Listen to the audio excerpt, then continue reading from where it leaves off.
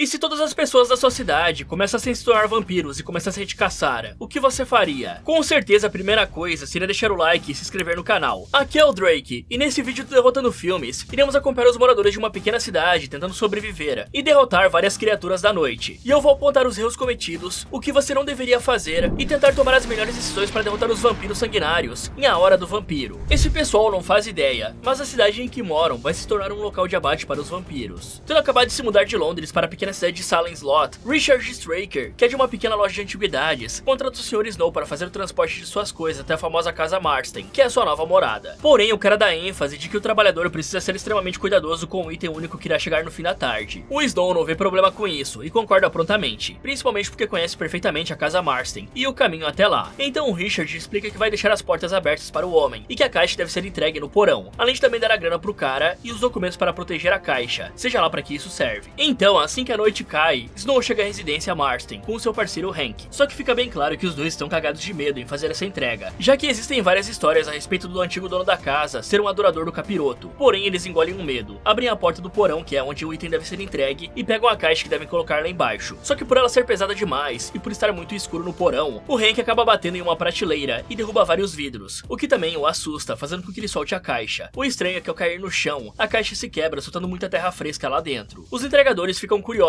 com isso, porém decidem que não devem investigar mais, e apenas a colocam no lugar certo para ir embora o mais rápido possível desse local assustador. O bizarro é que antes de fazer isso, o Snow começa a ouvir uma voz vindo do caixão, e parece ficar hipnotizado com os olhos brancos. Por sorte, o Hank grita com ele nessa hora, fazendo com que o cara volte ao normal e fuja o mais rápido possível. E ainda bem que isso aconteceu, pois logo após a porta do porão ser fechada, um vampiro assustador sai de dentro da caixa pronto para achar uma vítima. Ok, aqui eu acho que não existe muito segredo, né? Se você escuta lendas a respeito de uma casa que poderia ter algo a ver com o próprio capeta, só existem duas coisas a se fazer. Uma é nunca se aproximar dela, e a outra, caso você precise fazer um trabalho lá dentro, faça o mais rápido possível e vá embora imediatamente. O que parece ter sido a escolha dos dois caras, mas eles poderiam ter sido um pouco mais cuidadosos com todo o processo. Primeiro, que antes de entrar com a caixa no porão, um deles ou até mesmo os dois, dependendo do nível de cagaço que os homens estivessem, poderiam levar uma pequena cruz no pescoço para proteção, e poderiam descer lá embaixo e acender uma luz. Afinal, tinha uma lâmpada ali. Isso por si só evitaria que a caixa fosse quebrada, e quem sabe esse vampiro não teria sido acordado. Não que esses dois saibam o perigo que correm e a cagada que fizeram. Porém, eu tenho que falar que eles mandaram bem em simplesmente largar a caixa lá e deixar a curiosidade de lado, e simplesmente fugirem como dois cagões. E aí, com certeza, ninguém vai ficar sabendo dessa história depois, pelo menos não do jeito como realmente aconteceu. E caso você tenha ficado curioso com o motivo de ter terra na caixa que transportava o vampiro, bom, saiba que algumas histórias, assim como a do Conde Drácula no livro do Bram Stoker, o Drácula precisa levar caixas contando a terra da Transilvânia quando decide se mudar para a Inglaterra. Isso porque ele precisa dessa terra natal para conseguir descansar e recuperar suas forças, o que deve ser igual nesse caso aqui. No dia seguinte, o escritor Ben Mears está parado olhando para sua antiga casa, quando é abordado pelo xerife Parks, que questiona se ele está perdido ou algo do gênero. E para não parecer que ele quer invadir a mansão Marston, o cara explica que é um escritor que cresceu em Salem Slot e que voltou apenas para conseguir alguma inspiração, deixando claro que não vai causar problemas, ou que pelo menos não planeja. Depois disso, o cara vai até a imobiliária da cidade alugar uma casa, e o legal é que a secretária do local, que se chama Susan, está lendo um livro do cara, e não consegue reconhecê-lo quando ele entra pela porta. Apenas sente que já o viu em algum lugar, mas enquanto eles conversam, o dono da imobiliária, o Larry Crockett, aparece ali para cumprimentar o cliente, e se mostra bem babaca, fazendo piadinhas de duplo sentido com a sua funcionária. Mas ignorando isso, o Ben menciona a mansão Marston, e pergunta se tem alguém morando lá atualmente. Então, Larry fala que o atual dono é um europeu ricaço, que abriu uma loja do outro lado da rua. Só que o fato do Ben conhecer a casa Marston faz a Susan perguntar se ele já esteve ali antes. E aí o cara finalmente se apresenta, dizendo o seu nome e o fato de ter morado ali durante a infância. Sendo que nessa hora, a Susan finalmente percebe que o cara era o escritor do livro que ela estava lendo, e fica bem envergonhada. Aí, vendo que o Larry ia tentar empurrar uma casa para o Ben comprar, a jovem fala a respeito da senhora Eva Miller, que tem alguns quartos para alugar. Aí, o Ben a agradece e vai embora dizendo para ela aproveitar o livro, algo que não agrada o Larry nem um pouco. Então o escritor não perde tempo, vai até a pensão da Eva e aluga um quarto. Paralelo a isso, Mark está na escola com seus amigos, Danny e Ralph Glick, tentando mostrar para algumas outras crianças que ele consegue se livrar das cordas que prendem as suas mãos. O problema é que antes que ele consiga se soltar, o Rich, que é o valentão do colégio, aparece ali e o derruba com um soco, como uma forma de boas-vindas à nova cidade. Mas assim que os dois irmãos lhe ajudam a se soltar, o Mark se levanta para uma revanche, o que ele consegue facilmente se esquivando do ataque do Rich, o derrubando no chão. Aí, como uma forma de mostrar quem é que manda, ele também torce o braço do menino, fazendo ele pedir o famoso arrego, algo que alerta o professor Burke, que decide dar um fim à briga, ao perceber que os pais dos alunos estavam pelo campus. O engraçado é que apesar de ter perdido a briga, o Rich sai de cena dizendo para o Mark tomar cuidado por onde anda. Além disso, o Danny tenta tenta aliviar a barra do Mark, dizendo para o Burke que o menino é novo e não conhece o Rich, mostrando que esse valentão deve ter pais bem influentes. E por ser bem legal, o professor apenas diz para o novato não aprontar tanto, e que quando alguém pede arrego, ele deve soltar. E mais tarde, enquanto voltam para casa, o trio de amigos não faz ideia de que estão sendo observados de uma maneira bem suspeita, e eu diria que até criminosa pelo Richard, o que com certeza é um mau sinal. Bom, na questão do bullying escolar, não tem como dizer se o Mark está certo ou não em dizer que revidar faz com que o bullying pare, já que dependendo do tipo de valentão e do momento, o menino e seus amigos podem ficar ainda mais agressivos, partindo para cima da vítima em conjunto para fazê-la de exemplo. Ficar parado sem saber se defender também não ajuda em nada, por isso é sempre bom que você aprenda defesa pessoal ou algum tipo de arte marcial para saber se defender nos momentos necessários. E se tratando do bullying na escola, é bem mais recomendado que a situação seja reportada para a coordenação e que eles tomem uma ação contra o agressor, o que infelizmente não vai acontecer de maneira alguma nessa escola. Afinal, o filme se passa em 1975, é praticamente um velho oeste das escolas. Nesse caso, o Mark fez o melhor que pôde e mostrou quem manda. Além disso, ao que parece, o Rich é uma pessoa um tanto conhecida pela cidade e tem uma fama bem ruim, assim como a sua família, que não parece ser flor que se cheire. Por isso, seria bom que o Mark começasse a andar por aí com algum objeto para autodefesa, ainda mais considerando que o irmão do Rich é conhecido por andar carregando lâminas. Paralelo a isso, a Susan vai até a biblioteca local com a sua mãe Anne e descobre através da bibliotecária fofoqueira que o Ben está ali dentro pesquisando algumas coisas. Aí, como a conversa das três mulheres entrou no papo de o que elas farão naquela noite, a Susan dá um jeito de chamar a atenção do Ben e fala bem alto que vai no drive-in, dando aquela pista bem óbvia de que o cara deveria ir para lá também. E é sério, galera, se ela deixasse mais na cara que queria ver o Ben, ela daria um convite direto para ele, pois a mulher falou umas 5 vezes que ia pro drive-in. Enquanto isso, os meninos estão na casa do Mark vendo as coleções de coisas que ele tem, como por exemplo, vários brinquedos de vampiro. E o Ralph fala que é impressionante ele não ter medo de nada, nem mesmo do Rich, que é de uma família bem poderosa, e tem um irmão que tem um canivete. Mas em resposta a isso, o Mark fala apenas que escolheu a opção que era menos pior, revidar, pois ao contrário, a sua vida nunca teria paz. Assim que terminam de conversar, os irmãos decidem que está na hora de voltar para casa, já que está ficando tarde. E o Ralph tem medo do escuro. E ouvindo isso, o Mark entrega para o garoto uma gaita de boca, para que ele sobre quando sentir medo, pois isso iria acalmar a sua respiração igual o Rodine fazia. O bizarro é que alguns minutos depois, quando os meninos estão no caminho de casa, o Richard para o seu carro bem ao lado perguntando se eles estão perdidos e precisam de carona. Mas vendo que o homem é bem suspeito, os dois falam que está tudo bem e entram em um caminho pelo bosque. Ao mesmo tempo, o Ben chega ao drive-in e se encontra com a Susan, que fala que ao invés de ficar na biblioteca, ele deveria passar mais tempo ali, já que por ser o ponto de encontro dos jovens, muita informação da cidade pode ser adquirida. E vendo que a noite estava caindo, a jovem chama o cara para ir até um local secreto. E chegando lá, a Susan começa a falar um pouco da vida das outras pessoas para o Ben, como por exemplo, pessoas terminando pela 10ª vez e outras sendo infiéis. Só que o que o Ben realmente quer saber é a respeito dela. Por isso, a garota fala que morava em Boston alguns anos atrás e que só veio para Lodge por causa que seu pai estava doente. Só que como ele já faleceu, ela planejava voltar para a cidade grande, o que estava sendo complicado graças à mãe dela, que estava tentando de tudo para impedir isso. E na vez do cara, ele explica que voltou para a cidade para pesquisar mais a própria história, já que foi embora aos 9 anos de idade, quando perdeu os pais em um acidente de carro e precisou ir morar com alguns parentes distantes. Bom, o que os irmãos deveriam ter feito logo após se encontrar com o Richard definitivamente não era se enfiar em um caminho através do bosque. Afinal, eles são presas fáceis para um homem adulto de porte atlético como o Richard. E como esse cara aí já foi um pirata, eu suspeitaria muito dele. Na verdade, a melhor escolha deles era voltar correndo por onde vieram até chegar em um local que pudesse achar um telefone e ligar para os pais. E eu digo voltar por onde vieram, porque por ser uma estrada e estar no fim da tarde, é bem possível que tenha pessoas andando por aí, tornando mais difícil qualquer tipo de investida que um cara desses pudesse pensar em tomar. E acreditem em mim, isso iria impedir muita coisa que está para acontecer. Enquanto isso, Ralph pergunta para o seu irmão por que eles tiveram que atravessar pelo bosque. O problema é que enquanto o Danny explica que era para ficar longe daquele homem esquisito, o próprio Richard aparece do nada caminhando atrás do mais novo e o sequestra sem fazer barulho, o que deixa o Danny desesperado. Alguns minutos depois, o Richard volta para casa com o menino e explica para ele que ser um sacrifício para o mestre é uma grande honra, principalmente porque logo logo a cidade vai se tornar igual ao vampiro Barlow. Aí, assim que ele anuncia que trouxe o sacrifício, todas as velas se apagam e a criatura aparece calmamente para fazer uma boquinha. E sim, por incrível que pareça, o menino realmente é devorado. Já no dia seguinte, o xerife vai até a cela da delegacia e libera o padre Callahan, que tinha sido colocado ali para algum tipo de expiação, que na verdade era culpa da cachaça. Mas o xerife explica que se o padre tiver tempo, seria bom ir até a casa dos Glicks para falar com a família, pois o filho mais novo tinha desaparecido e as equipes de busca estavam a mil em sua procura. O legal é que enquanto os dois conversam sobre o tal mal do mundo atual, o pastor fala uma frase bem clássica que é: para o mal triunfar, basta que os homens bons não façam nada, indicando que só das pessoas ficarem paradas, olhando o mal acontecer, elas estão meio que contribuindo para aquilo. O interessante é que a resposta do policial é apenas a frase: você andou vendo muitos homens bons por aqui ultimamente? Uma semana depois, vimos que até o Ben entrou nas equipes de busca para encontrar o menino, o que infelizmente não deu resultado. Além disso, por estar flertando com a Susan, ele atraiu a teimosidade do Floyd Stibbets, que estava querendo pescar naquele lago, se é que vocês me entendem. E aparentemente todos os solteiros da cidade ficaram contra ele, visto que o Floyd não era o único afim da menina. A parte boa disso é que nesse dia ele se aproximou do Professor Burke, que admira o trabalho do autor, e deseja levá-lo até a escola para que as crianças conheçam um escritor de verdade. Aí durante a conversa deles, a Susan se aproxima dando a má notícia de que o Parkins pode cancelar as buscas em breve, já que o Danny não pode ajudar com nenhuma pista por ter ficado tão traumatizado que se esqueceu das coisas que aconteceram naquele dia. Algumas horas depois, no cair da noite, enquanto o Richard vai levar a Susan em casa, o Danny pensa em ver o Ralph pela janela e sai de casa para encontrar o irmão. O problema é que na hora em que ele acha a gaita jogada no chão, uma mão aparece do nada capturando o menino. Só que aparentemente o garoto apenas teve o sangue sugado, pois ele volta para dentro sem se lembrar de nada, avisa os pais que se sente mal e é levado até o hospital, onde ele é diagnosticado com anemia perniciosa, que resumidamente causa um problema com os glóbulos vermelhos. Mais tarde, o Danny acorda sentindo muita sede e a senhora Glick vai pedir água para uma enfermeira, só que não era bem isso que o menino queria, pois ele pega a bolsa de sangue que estava bem ao lado, bebe ela todinha e acaba indo de base. Ok, antes de tudo galera, se você assistiu The Boys, deve ter ficado com raiva desse garoto assim que viu ele. Afinal, ele é idêntico ao filho do Homelander, aquele guri que tem menos carisma que um boneco de posto. Mas calma que toda essa raiva aí é injustificada, pois esse é o irmão gêmeo do guri do The Boys. Sim, ele tem um irmão gêmeo, e os dois são atores. Não me pergunte se esse garoto aí é melhor que o outro, vamos descobrir. Mas até aqui parece que é uns 10% melhor na atuação, o que não é muita coisa. Sem contar que o personagem do garoto não é dos mais inteligentes, né? Ele conseguiu ir para um local isolado 2 vezes seguidas. Mas agora passando ao que interessa, foi como eu disse. Era óbvio que entrar em um local isolado com pouca visão iria facilitar demais as coisas para o Richard capturar um deles. Por isso que eu disse que ficar em uma área que poderia ter um maior movimento de pessoas seria bem melhor. Mas como eles escolheram ir pelo bosque, o mínimo que os dois deveriam ter feito é correr. Pois é, correr muito para poder sair o mais rápido possível dessa área com pouca visibilidade. Só que como se já não bastasse errar uma vez ao escolher esse caminho, o Danny ainda vai lá e sai no meio da noite na escuridão para ver se seu irmão estava na parte de fora da casa. E vamos lá, né pessoal? Não precisa ser um gênio para perceber que se realmente fosse o Ralph, a criança teria gritado para todo mundo ouvir, ou batido na porta desesperado por ter ficado tanto tempo fora de casa. É claro que naquela situação, a única coisa que podia estar acontecendo era alguém muito mal intencionado estar atraindo o Danny para fora, o que acabou dando certo. E se o menino realmente suspeitou que o irmão poderia estar do lado de fora, ele deveria ter acordado os pais e contado isso. Até porque após tanto tempo desaparecido, o Ralph deveria estar bem transtornado e até muito machucado precisando de ajuda. Alguns dias depois, é feito o enterro do Danny, e praticamente toda a pequena cidade de Lott vai até lá. Porém, o coveiro Mike, que deveria fechar o buraco logo após as despedidas serem feitas, acaba dormindo atrás de uma árvore e só acorda à noite, quando o cara percebe que fez besteira e vai correndo fazer o trabalho. O problema é que naquele momento, o Danny acorda dentro do caixão e começa a pedir ajuda para sair de lá. O bizarro é que assim que o caixão é aberto, o coveiro vê que o garoto ainda estava sem vida e pensa que foi alguma alucinação. Só que na hora em que se vira para continuar o trabalho, ele é pego de surpresa pelo mini vampiro. No dia seguinte, assim que terminou de conversar com os alunos do Professor Burke, o Ben pergunta como exatamente as crianças estão lidando com a morte dos irmãos Glick, e o professor responde que é da mesma forma que o resto da cidade, apenas ignorando, pois se não for falado é como se nunca tivesse acontecido. Naquela mesma noite, o professor vai até um bar e encontra o Mike sentado em um canto escuro do local. O jovem fala que está se sentindo mal desde o enterro, quando desmaiou sabe-se lá por quanto tempo, e acordou dessa forma, se lembrando apenas de um par de olhos assustadores. Mas vendo que o cara não consegue falar mais nada e nem quer voltar para casa de tanto medo, ele o convida para ficar na sua casa até o dia seguinte, quando podem ir ao médico. O bizarro é que assim que arruma um quarto em sua casa para o jovem, ele entrega alguns remédios. O Burke percebe marcas de presas no pescoço do Mike, o que o faz ficar extremamente desconfiado de uma coisa. E essa desconfiança cresce ainda mais quando ele está no primeiro andar da casa e escuta alguém falando "deixe-me entrar" do lado de fora. Aí ao chegar quem era, ele vê uma pessoa entrando no quarto do Mike pela janela. Mas por ser bem experiente e um pouco covarde, o que não é nem um pouco ruim numa situação dessas, afinal era um 2v1, o Burke vai até a pensão da Eva e chama o Ben, dizendo para o cara pegar uma cruz ou um medalhão de São Cristóvão para ir com ele até o lugar. E a Susan vai de brinde nessa, já que ela estava relaxando com o Ben. Bom, eu nem sei dizer como é que esse cara conseguiu dormir durante um enterro. Só que o mais estranho ainda é todas as pessoas terem ido embora sem procurar o coveiro para cobrir o buraco do caixão. Ainda mais se tratando dos pais, que eu duvido muito que iriam apenas ir embora enquanto o buraco ainda está aberto. Além disso, apesar de parecer doideira, realmente existem casos onde uma pessoa já estava no caixão pronto para ser enterrada e de repente acordou assustando os outros. Na verdade, esse caso de pessoa sendo confundida com mortos acontece mais frequentemente do que devia. Isso se deve por vários fatores, sendo que o principal deles é a falta de uma verificação bem feita do óbito. Um bom exemplo disso é a Bella Montoya, de 76 anos, que acordou no meio do próprio funeral no ano passado. Ela tinha sido declarada morta em um hospital da cidade, só que apesar dessa declaração, ela foi encontrada fazendo de tudo para tentar respirar dentro do caixão. Isso porque ela já estava mais de 5 horas presa no terno de madeira e quase foi enterrada viva. Mas apesar disso, ela morreu alguns dias depois. Ao chegar lá, Burke explica o que aconteceu e diz a sua teoria de que o Mike pode ser uma criatura da noite. E apesar de soar bem louco, os namorados ainda decidem ir até o quarto do jovem com o professor, o que precisa ser feito com uma lanterna, já que a energia da casa tinha caído. Na hora em que vem o Mike, os três logo percebem que ele não estava mais vivo, porém o Burke aponta que as marcas de presa tinham sumido do pescoço do jovem, o que de acordo com a lenda, acontece assim que a vítima morre para voltar à vida como um vampiro, e dá pra provar que tinham marcas no corpo por causa de uma mancha de sangue no travesseiro que estava exatamente no pescoço do cara. Aí tendo basicamente confirmado que o Mike estava se transformando em um vampiro, os três apenas chamam o xerife Parkins e dizem que o garoto foi procurar um local para dormir e acabou morrendo na cama pouco tempo depois de se deitar, sem mencionar nada a respeito do sobrenatural. Além disso, eles também sondam a Dra. Cody perguntando sobre como Danny morreu e se a causa das duas mortes podiam ser as mesmas. Porém, a mulher não concorda, visto que a anemia não é contagiosa. Enquanto isso, Mark está de boa dormindo em casa, quando acorda e vê o Danny voando na janela e pedindo para entrar. Ele claramente não quer fazer isso, porém acaba sendo hipnotizado e abre as janelas. Por sorte, assim que o vampiro se aproxima para dar uma mordidinha, a cruz da maquete do menino começa a brilhar e ele usa o objeto para atacar o vampiro, expulsando ele na hora. Mas como a criança costumava ser sua amiga, o Mark promete libertá-lo e começa a fazer as regras de vampiros, com informações extremamente confiáveis vindas diretamente dos quadrinhos. Mas além dele, o Burke também estava fazendo a sua pesquisa sobre os vampiros em alguns livros, quando de repente o Mike aparece no quarto, dizendo que o mestre Barlow quer vê-lo. Por sorte, o Burke pensa rápido e usa uma cruz para espantar o monstro, porém ele decide ir atrás do vampiro e acaba sendo pego de surpresa pelas costas e jogado para o andar de baixo da casa, onde ele começa a ser influenciado a permitir que o Mike o transforme. Porém, o Burke usa seu último momento de lucidez para pegar a cruz e afastar o vampiro ao mesmo tempo em que o expulsa da casa, dizendo que o convite para entrar estava revogado, e dessa forma ele se salva. Ok, é claro que é extremamente difícil acreditar em alguém que fala a respeito de vampiros, porém, se eles ainda decidiram seguir o professor e estavam com um certo medo, isso mostrava que realmente tinham dúvidas em sua cabeça sobre ser verdade ou não. Com isso em mente, os três poderiam pelo menos ter se preparado melhor para caso o Mike realmente fosse um vampiro, né? E por estarem com pressa, isso poderia ser feito com as coisas mais básicas mesmo, como um crucifixo, estacas de madeira, bíblias e até mesmo um alho que valeria a pena tentar por ser algo de fácil acesso, pois parece que todos os clichês funcionam nesses vampiros, já que uma cruz parece um objeto super poderoso capaz de jogar os vampiros longe só apontando, então levando isso em conta, fica bem fácil de lidar com esses vampiros. É só fazer um colete de cruzes ao redor do corpo, ficando protegido em 360 graus, sem contar que você nunca vai ficar no escuro quando um vampiro aparecer, né? Porque a cruz praticamente virou uma lanterna de LED. Além disso, assim que viram que a marca da mordida tinha sumido no pescoço, e meio que confirmado o fato do Mike ter virado um vampiro, os três ainda deveriam ter pensado muito antes de enfiar uma estaca no peito da criatura, até porque ele já estava morto mesmo. Não é como se o cara fosse morrer de novo, né? E mesmo que o policial fosse vir checar depois, vampiros geralmente são mortos-vivos, e não tem um sistema circulatório como os vivos, e o sangue não circula nas suas veias da mesma forma. Então teria uma grande chance de não sair sangue ao golpear a criatura, e daria para saber que a ferida foi feita após morte. E agora, se tratando do que aconteceu com o Mark, em muitas histórias é dito que os vampiros não podem entrar em casa a menos que sejam convidados pelo dono ou por um morador fixo do local. E é por isso que o Danny precisou mexer com a mente do Mark para fazê-lo abrir a janela em um ato de convite. Por sorte, o menino era um grande fã de histórias de quadrinhos e monstros, e tinha uma cruz ali em cima de uma das suas maquetes, senão é bem provável que ele tivesse virado mais um dos servos do Barlow naquele exato momento. E o mesmo serve para o Burke, que por sorte estava preparado com uma cruz ali do lado, e se lembrou de revogar o convite da entrada do Mike, o que por sinal o Mark esqueceu de fazer. A única coisa realmente preocupante até agora é esse controle mental que os vampiros conseguem ter sobre os humanos, porém parece ser algo extremamente rápido, coisa de segundos. Então, se a pessoa não estiver sozinha, isso definitivamente não vai ser um problema. Pra falar a verdade, eu nunca vi uns vampiros tão fracos quanto esses. Os bichos literalmente saem voando na presença de uma cruz, então o jeito mais fácil de finalizar eles é ter uma cruz na mão e uma estaca na outra, empurrar o vampiro com a cruz para uma parede e pregar ele com uma estaca. E uma coisa que fica bem estranha é que os pais do Mark são surdos, pois a invasão do vampiro ali fez uma barulheira danada, sem contar que ele saiu gritando do quarto. É impossível que eles não tenham acordado com isso. No dia seguinte, a Dra. Cody está em sua sala quando uma enfermeira se aproxima e conta a notícia de que a mãe dos irmãos Glick foi encontrada morta nessa manhã e levada diretamente para um necrotério próximo dali. Aí, sentindo que algo estava errado em toda essa história, as duas descem até o necrotério do hospital para checar o corpo do Mike e descobrem que ele não estava mais lá. Então a doutora não perde tempo e vai até a casa do Burke, que estava numa bagunça total com o professor desmaiado no chão com a cabeça sangrando. Aí, se lembrando de tudo que aconteceu na noite passada, ele liga para o Ben e a Susan, que aparece ali em alguns minutos para uma reunião. Aí eles explicam todas as teorias para a Cody e o Burke conta algumas coisas interessantes que descobriu a respeito das fraquezas dos vampiros. Aquelas coisas clássicas, como estacas, crucifixos e etc. O interessante é que no dia anterior, quando ele ligou para uma floricultura para conseguir rosas brancas, que também são uma fraqueza, a dona falou que todas foram compradas por um homem com as mesmas descrições do Richard Straker, que agora eles imaginam trabalhar para o Barlow. Além disso, é muito provável que o Ralph tenha sido um sacrifício para o Barlow e que o Danny seja o seu primeiro servo, que está criando outros como o Mike. Mas para terem certeza disso, o Ben diz que é preciso exumar o corpo do Danny, algo que a Cody é totalmente contra e fala que não é necessário, afinal a mãe dos irmãos morreu igual ao Mike e ainda está no necrotério. Sendo assim, eles podem ficar observando até de noite para saber se ela vai se transformar ou não. Dessa forma, o Ben, a Susan e a Cody vão para o hospital, enquanto que o Burke sai sozinho para pesquisar mais a respeito do Barlow e do Straker. E como grandes mentes pensam igual, o Mark também estava trabalhando sem ajuda. Porém, ele tinha uma estaca de madeira, um sonho e muita coragem para entrar sozinho no porão da mansão do Straker. Só que o Burke já estava ali dentro e pede para o Mark sair dali, pois não sabia com o que estava se metendo. E aí o menino revela saber que eles são vampiros. O problema é que alguém aparece por fora e tranca os dois ali dentro. Aí, sem ter muito o que fazer, eles acendem uma vela para encontrar a saída. Infelizmente, a saída do porão por dentro da casa estava sem escada, e o Burke só consegue ajudar o Mark a subir antes de ser atacado pelo Barlow, fora que o menino é capturado pelo Straker na mesma hora em que ele sobe. Mas sem terem noção de nada disso, Susan, Ben e Cody estão no necrotério vendo se a mãe dos meninos vai acordar, o que a doutora não acredita muito que vai acontecer. Porém, assim que o sol se põe, o corpo começa a se mexer e se levanta do nada, fazendo com que o trio precise improvisar uma cruz com alguns palitos e fita crepe. Só que isso dá certo por um tempo, e o vampiro acaba partindo para cima da doutora, que fica encurralada e até tenta se defender com um bisturi. Só que isso não afeta em nada o vampiro, que se esforça um pouquinho a mais e consegue morder a mulher. Por sorte, nesse momento, a Susan dá um jeito de remendar a cruz, e o casal destrói o monstro encostando o objeto sagrado nele. Então os três agem rapidamente em conjunto, e aplicam uma vacina antirrábica na doutora para ver se funciona para evitar a transformação. E a princípio dá certo, já que a cruz não reage a ela. E aí, confirmando que os vampiros eram reais, eles decidem que nessa noite vão encontrar o Burke, e no dia seguinte vão falar com o pastor para ver se ele tem contato com as autoridades religiosas. O problema é que ao chegar na casa do professor, o trio vê os vampiros no telhado, e entende que infelizmente o Burke já tinha sido transformado. Bom, eu tenho que falar pra vocês que se separarem em uma situação dessa é sempre um plano estúpido. Está na cara que são vampiros. Já teve um cara que desapareceu da casa do Burke. Então vamos analisar melhor as coisas. Vamos falar sobre tudo que foi discutido na pequena reunião da casa do Burke. Primeiro, que o professor obviamente não bateu em si mesmo, ao ponto de desmaiar apenas para fingir que viu um vampiro. E segundo, que ele é uma pessoa que não mostrou nenhum problema com alucinações ou coisa do tipo. Por isso, aqui dá pra confiar pelo menos 90% na palavra dele. Sendo assim, antes de se separarem para fazer uma centena de coisas, os quatro deveriam fazer o mais óbvio de tudo, que é procurar formas de se defender dos vampiros, pois é bem melhor se prepararem nada acontecer do que estar despreparado quando algo acontecer. Seguindo essa lógica, eles poderiam usar os conhecimentos básicos que nós temos sobre vampiros, e o conhecimento que o Burke adquiriu em sua pesquisa para encontrar formas de se defender e de derrotar um vampiro. Coisas simples já seriam o suficiente, já que o grupo não tem muito tempo a perder, pois a noite estava logo chegando. Por isso, coisas básicas devem ser feitas e entregues para cada um do grupo, como por exemplo, colares de alho para repelir a criatura, estacas de madeira grandes e pequenas para diversas situações, água benta para um ataque em área e símbolos religiosos como a cruz. Esses poucos métodos de defesa e ataque já seriam o suficiente para eles pelo menos terem uma chance contra os vampiros, e até mesmo conseguirem eliminá-los. Fora que algumas coisas menos conhecidas como a prata também podem ser usadas. E sim, apesar de serem comumente conhecidas como a fraqueza dos lobisomens, em certas tradições, a prata também afeta os vampiros. Fora que seria essencial ficarem sempre em dupla no mínimo, pois como já foi mostrado, os vampiros aqui possuem um forte poder de hipnose, que precisa ser interrompido por outra pessoa. Além disso, por incrível que pareça, existe uma ampla discussão a respeito de como os vampiros são formados através da mordida, se é um tipo de vírus vampírico ou uma maldição compartilhada. E pelo que deu pra ver aqui, o filme vai seguir o caminho do vírus, mostrando que sim, há uma saída imediata para impedir a criação de novos vampiros. Sabendo disso, agora todo mundo deveria andar com um kit desses na mochila, contendo todas as parafernálias para lutar contra os vampiros e uma vacina antirrábica para parar a infecção, o que na minha opinião foi muito fácil de fazer. Na manhã seguinte, o Mark escuta o Straker se aproximando e usa suas habilidades para se soltar de onde estava preso. Então ele espera pacientemente nas sombras, e assim que o cara se aproxima, o menino aparece por trás e o ataca brutalmente com uma barra de ferro, acabando com a vida do servo de uma vez por todas. Paralelo a isso, o trio anti-vampiros está na igreja, tentando convencer o pastor Callahan de que tudo o que está acontecendo de estranho em Lot recentemente é culpa dos vampiros. E incrivelmente o pastor não parece estar tão desacreditado disso. Afinal, ele é um padre experiente que já viveu muitas coisas, e que anda até mesmo tendo problemas com a sua própria crença. Mas durante a conversa, a porta da igreja se abre, e o Mark aparece ali com uma mala cheia de coisas, como estacas de madeira e garrafas d'água. Ele conta para os adultos que o Burke foi transformado, e pega um pouco da água benta da igreja para ter uma arma a mais. Além disso, o menino também fala que o Barlow deve ser o chefe de todos, e conta que finalizou o Straker para poder escapar. Isso deixa os outros curiosos, e então ele os leva até a mansão Marsden. Porém, na hora em que iam subir até o segundo andar para ver o corpo, a porta do porão se abre, e eles decidem descer para ver como estava o Burke. E como já era de se esperar, o professor vampiro aparece do nada e os ataca. Por sorte, o Ben consegue atrasar a criatura cravando uma estaca no seu ombro. Assim, o grupo consegue sair correndo e abrir a porta do porão, fazendo com que o sol bata ali embaixo e queime um pouco do monstro. Aí, com ele praticamente derrotado, o Ben usa uma outra estaca de madeira para finalizar o seu antigo amigo. Dessa forma, a equipe sai rapidamente da casa e arma um plano de ação para tentar salvar os seus entes queridos, avisar o resto dos moradores de Lot e também derrotar os vampiros. Dessa forma, eles se separam, com o Mark e o pastor indo até a casa do menino, a Cody indo falar com o Parkins e o casal indo pegar a mãe da Susan. E como falta apenas meia hora para o pôr do sol, o pastor fala para todos voltarem para a igreja antes disso, pois como é solo sagrado, os vampiros não podem entrar. O problema é que talvez seja tarde demais para a cidade.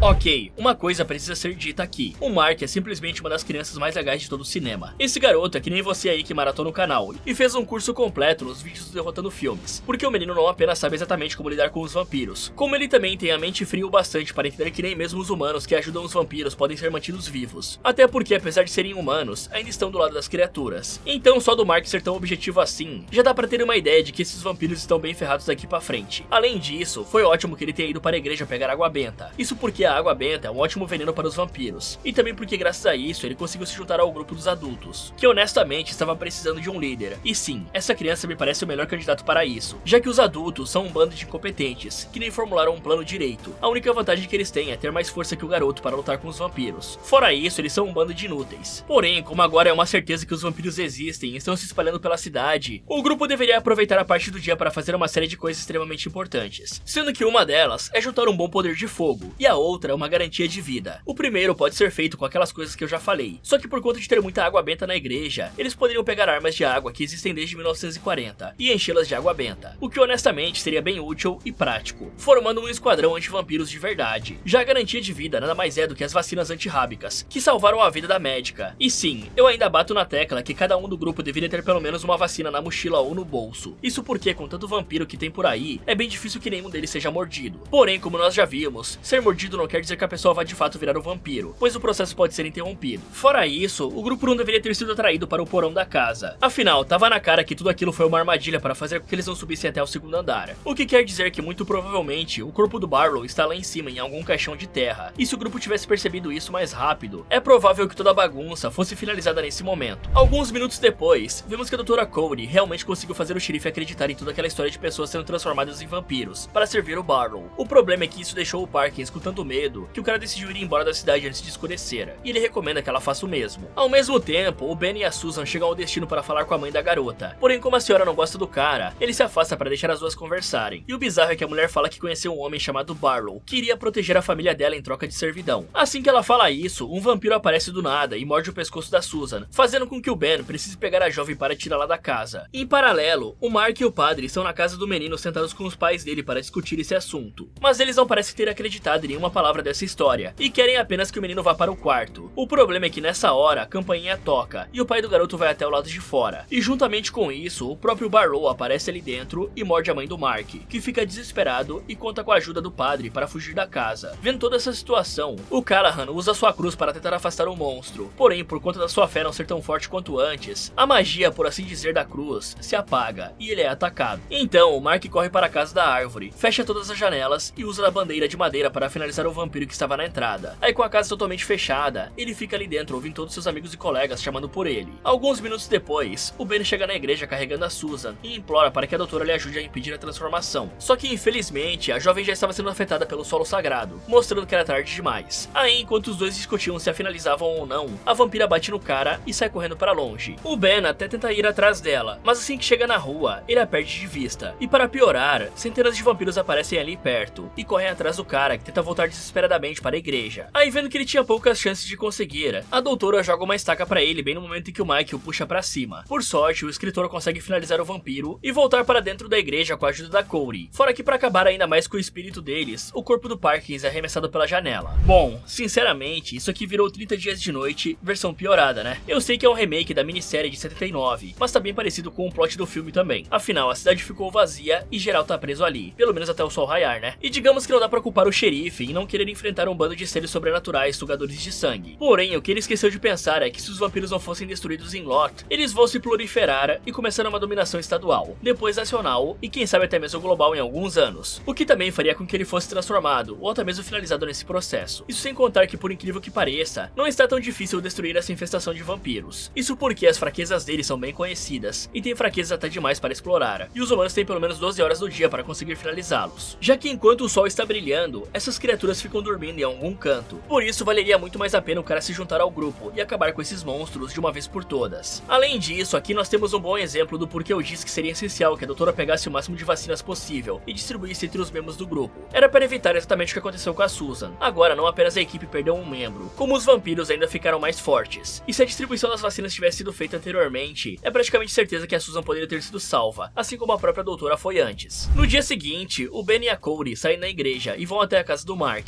onde encontram os corpos do padre e dos pais do menino jogados no chão sem vida. E além disso, eles também veem um bilhete deixado pelo Mark, que dizia que ele estava indo acabar com a vida do Barlow, ou pelo menos com a existência dele. Enquanto isso, o Mark vai até a loja de antiguidades do Straker e invade o local quebrando o vidro para abrir por dentro, o que faz ele se cortar e ir pingando sangue enquanto fuça pelo lugar. Por conta disso, ele é pego de surpresa pelo Danny, e por sorte, o Mark estava o tempo todo com uma estaca na mão e conseguiu finalizar o vampiro na hora do ataque, cumprindo a sua promessa de libertá-lo. Aí, assim que ele sai da loja, a Cody e o Ben aparecem ali para ver como o menino estava e perguntar se ele tinha encontrado o Barlow. Mas ao descobrirem que o garoto apenas finalizou um vampiro qualquer e que todos os outros estavam escondidos, os dois puxam o Mark e falam que vão sair da cidade, algo que o menino é totalmente contra, afinal ele tá querendo aumentar o KDA e não fugir dali, sem contar que o garoto deseja obter vingança por sua família e acabar com esse surto de vampiros enquanto está apenas na cidade de Lot. O Ben até tenta dizer que os vampiros já podem ter partido para outra cidade, porém como isso ainda não faria sentido, eles olham em volta para saber qual lugar seria grande o bastante para abrigar todos os monstros, e ao perceberem que não haviam carros nas ruas, a resposta fica bem clara. Sendo assim, os três vão até o drive-in e veem que o local realmente estava cheio de carros, mostrando que possivelmente o Barlow e todos os outros vampiros estavam ali. E no meio de todos esses veículos, o Ben vê o da Susan e vai correndo até lá, tirando a chave da ignição e a usando para abrir o porta-malas, onde estava a Susan. E isso confirma a teoria de que todos os vampiros estavam no porta-malas dos carros. Nesse momento, o Mark e a Cody se aproximam, e sabendo que o cara não vai conseguir finalizar a garota, a Cody se oferece para fazer isso. O problema é que na hora em que enfiar a estaca, a coitada toma um tiro de espingarda e é finalizada pela mãe da Susan, que não foi transformada e basicamente se tornou o próximo Straker, auxiliando o Barlow no período do dia. Aí, vendo que complicou, a dupla sai correndo usando os carros como proteção, já que a mulher estava distribuindo tiros dizendo que o Barlow avisou que isso aconteceria. O pior é que durante essa brincadeira de gato e rato, o sol vai para trás da tela do drive-in, fazendo com que os vampiros possam sair e ir atrás dos humanos. Ok galera, antes de tudo, vamos dizer que a morte da Cody foi completamente desnecessária, e poderia ser evitada facilmente se o Ben se lembrasse que a mãe da Susan disse que ia servir o Barlow no dia anterior. A partir daquela fala dava para entender mais ou menos que ela ia ocupar o lugar do Straker, quando se tratava dos cuidados à parte do dia. Fora que ela saiu correndo atrás dele com uma arma naquele dia. Então o meu plano aqui seria o seguinte: ao descobrir o local onde os vampiros estavam dormindo, eu checaria o horário para ver se estava perto do pôr do sol, pois começar a mandar os vampiros de base nesse momento não é ideal, pois logo eles iriam acordar e você teria mais trabalho. O certo era ter um binóculo para observar o lugar à distância e tentar entender como está sendo a rotina por ali. E assim pessoal, não precisa ser nenhum gênio para entender que teria alguém cuidando dos vampiros durante o dia e que você precisa eliminar o chefe dos vampiros, no caso o Barlow, pois existe a chance de todas as pessoas que foram transformadas voltarem ao normal depois que o vampiro alfa for eliminado. Então, se eles não tivessem como voltar para a igreja e esperar pelo próximo nascer do sol, eu tentaria descobrir se o Barlow estava no mesmo drive-in, pois tem a chance de eles estarem só esperando anoitecer para ir para a próxima cidade. O plano seria nocautear e prender a velha e depois meter uma estaca no coração do vampiro careca. Por sorte, o Mark consegue chegar até a luz do sol sem problemas. Já o Ben fica totalmente ferrado e acaba tendo que enfrentar dois vampiros com apenas uma estaca, o que incrivelmente dá certo, e o cara acaba com a vida dos dois de uma maneira bem da hora. Só que na hora que ele faz isso, mais três o atacam. Mas o Mark não cansa de me deixar orgulhoso, pois o rapaz não tinha fugido para salvar a própria pele. Na verdade, nessa hora, ele usa um carro para destruir todas as vigas de sustentação da tela, fazendo com que a estrutura caia e o sol volte a brilhar no campo, finalizando todos os vampiros e salvando o Ben. Ou quase, porque a mãe da Susan aparece mais uma vez pronta para distribuir bala no escritor, porém o Super Mark aparece do nada e atropela a velha, para agora sim salvar o seu amigo definitivamente, e mostrar que ele tá carregando geral nas costas o filme inteiro. Assim que isso é feito, eles olham para o sol um pouco e percebem que estão bem ferrados, por tudo que passaram e por tudo que ainda vão passar. Só que como não tinham tempo para lamentar, eles acham a van que estava o caixão do Barlow e tiram ele de dentro para poder abrir e finalizar o vampiro, algo que precisa ser feito rapidamente, já que o sol vai se pôr em menos de 5 minutos. O problema é que a tampa é pesada demais, e nem mesmo com um pé de cabra o Ben consegue abrir. Aí nessa hora o pior acontece, o sol se põe e o Barlow mostra que acordou ao puxar o pé de cabra para dentro do caixão e causa uma pequena explosão que joga a dupla longe. E entendendo que estão ferrados, eles entram na loja do drive-in, onde a Susan aparece por trás e ataca o Ben, que por sorte consegue se defender, sendo que por outro lado, o Mark é jogado pela janela. O Ben até tenta convencer a Susan a não continuar com a briga, só que tudo que a vampira faz é continuar atacando e atacando. Aí sem mais opções, o Ben arranca a perna da cadeira que usava para se defender e enfia no peito da garota, que morre com lágrimas nos olhos. vampiros. Já do lado de fora, o Mark é atacado pelo Barlow e precisa se esconder nos escombros da tela do drive-in, o que acaba sendo bom para a dupla, pois assim o Barlow finalmente captura o menino. E o Ben aparece por trás com uma estaca de madeira e golpeia a cabeça do vampiro e o finaliza com um ataque no peito. Com isso feito e sabendo que os vampiros foram mortos, essa nova dupla de amigos vai embora de Salem Slot, como se fosse uma fuga mágica do Houdini. E bom galera, eu tenho que falar pra vocês que esse aí foi o vampiro mais fraco que eu já vi na vida. O Barlow não fez praticamente nada nessa última luta. O filme inteiro fica antecipando a vinda desse vampiro, e quando ele aparece, é pra zoar um padre e depois morrer que nem um bosta sendo atacado pelas costas. Sinceramente, eu não esperava que ele teria uma morte tão anticlimática e fácil. O bicho mal deu trabalho para os dois. Eu garanto que com um pouco mais de trabalho, o próprio Mark finalizaria o Barlow sozinho. Sem contar que o Ben é um belo do idiota. Eu tô começando a achar que é mal do nome isso aí, já que tem aquele outro Ben que nós conhecemos muito bem e que era uma planta completa. A única coisa inteligente que o cara fez foi perceber que não havia carros na cidade. De resto, ele só entrou na mochila do Mark e foi carregado pelo garoto, que praticamente fez tudo sozinho. Fala galera, esse foi como derrotar a Hora do Vampiro. Você acha que conseguiria sobreviver ou só conseguiriam se tivesse o Mark do seu lado? Me contem nos comentários. E se aliens invadissem o seu bairro e começassem a caçar você e seu grupo de amigos, o que você faria? Quer saber se esses garotos vão se safar? Então clique aqui nesse vídeo ou aproveite para ver outras sugestões do Derrotando Filmes. Muito obrigado por assistir e lembre-se de sempre assistir aos vídeos do Derrotando Filmes igual ao Mark, pois quando os vampiros invadirem a sua cidade, vai ser bem fácil de lidar com eles.